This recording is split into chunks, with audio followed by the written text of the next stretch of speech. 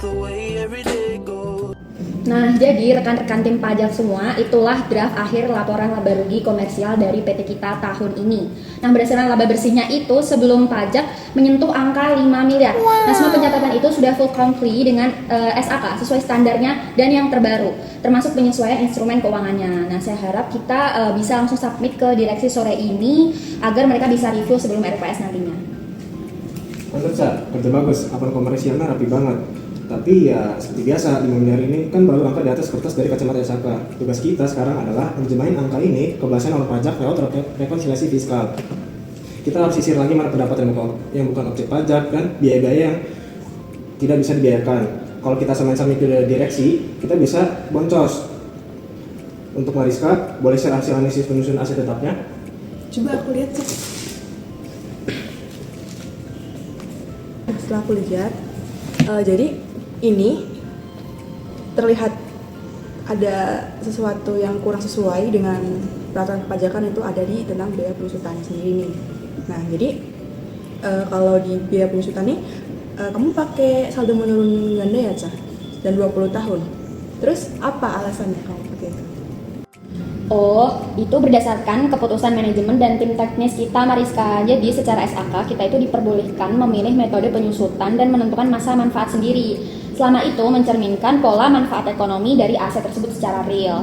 Nah, kemudian kami itu memilih metode tersebut saldo menurun karena biaya pemeliharaan dari gedung perusahaan kita itu di tahun-tahun awal cenderung lebih kecil.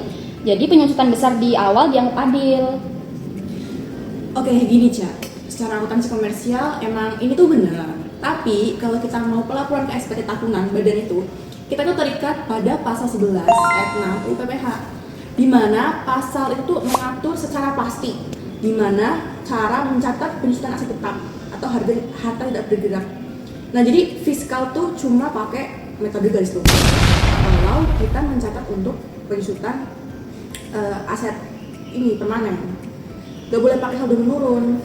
Selain itu, golongan permanen juga di sini dikelompokkan dalam masa manfaat 20 tahun.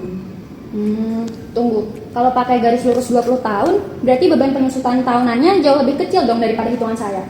Iya, benar banget. Secara hitungan komersial itu yang membebankan biaya penyusutan gedung 500 juta tahun ini, nanti kalau secara fiskalnya bakalan jadi diakui sebesar 250 juta. Nah, tapi selisih 250 juta ini bakalan kita koreksi positif.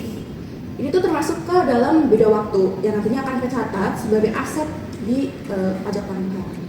Oke, baik, saya paham. Jadi kesimpulannya nanti di laporan fiskal biaya penyusutannya diperkecil. Jadi otomatis laba fiskal kita naik sebesar 250 juta di pos ini kan? Catatan diterima. Poin pertama clear, koreksi positif penulisan gedung karena beda metode dan masa manfaat sesuai pasal 11 ayat 6. Selanjutnya akan perlu berbeda lagi, Mak? Oh, ini nih, ada biaya pemeliharaan mobil dinas direktur yang 120 juta. Itu secara fiskal cuma bisa diakui 50%-nya aja. Enggak, Mar. Sekarang udah, itu kan peraturan lama. Nah, sekarang udah bisa dibiayakan 100% menurut peraturan baru PMK nomor 66 tahun 2023. Oh gitu ya, kok. Jadi kita bisa biayain semuanya sekarang? Iya, bisa. Untuk mobil sedan dinas itu dapat dibiayakan 100%. Luar biasa, Ho. Ini pentingnya tim kita selalu melakukan tax planning dan memperbarui regulasi pasca UU HPP. Jangan sampai kita bayar pajak lebih besar karena tidak tahu kita pada aturan baru. Selanjutnya, Anan, bagaimana dengan biaya entertainment? Oke, biaya entertainment kemarin kan ada biaya jamuan tamu di bulan Oktober, betul.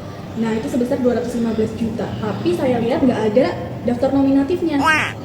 Ya, tapi semua kwitansi, nota resmi, dan lain-lain sebagainya itu semuanya udah lengkap dan sah secara hukum akuntansi, Anan. Validitas transaksinya juga tidak perlu diragukan lagi. Tapi kalau menurut fiskal,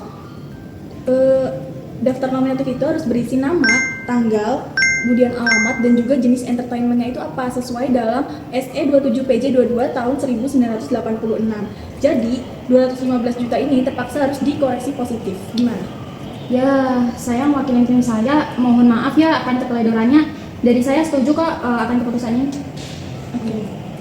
Benar kata Anan, Cak, tanpa daftar nominatif, biaya entertainment itu dianggap tidak ada hubungannya dengan 3M, yaitu mendapatkan, menagih, dan memelihara. Mariska, ada pos lain nggak sebelum kita rekap? Nah, ada nih. Jadi di komersial itu kamu kan nyetat biaya perjalanan dinas tuh 500 juta.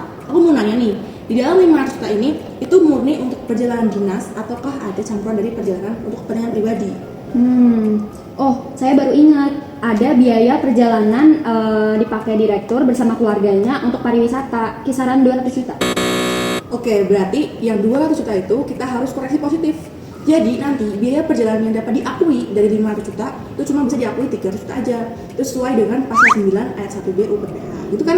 Betul banget. Nah, tapi ada satu lagi nih yang perlu dikoreksi, yaitu biaya sumbangan, Ca. Biaya sumbangan di sini yang 170 juta ternyata itu terdiri dari sumbangan bencana nasional, sumbangan penelitian di Singapura, dan juga sumbangan untuk fasilitas pendidikan.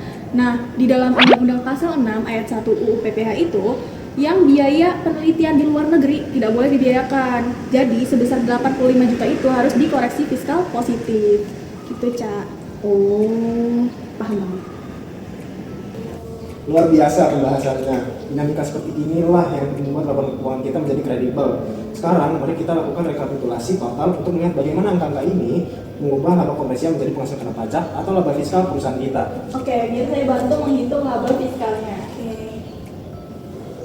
Oke, berdasarkan hasil diskusi kita tadi nih, ada beberapa yang harus dikoreksi. Pertama, biaya perjalanan 200 juta, biaya entertainment 215 juta, biaya penyusutan 250 juta, dan biaya sumbangan 85 juta. Jadi total yang dikoreksi sebesar 750 juta.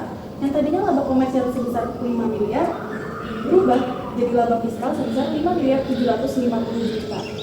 Wah, mantap banget ya. Yang awalnya segitu, akhirnya jadi segitu, selisihnya 750 juta sendiri. Betul, tapi bukan berarti perhitungan kamu salah, Ca. Ini komersial ini berdasarkan SAK, sedangkan fiskal ini berdasarkan peraturan perpajakan. Keduanya harus berjalan beriringan.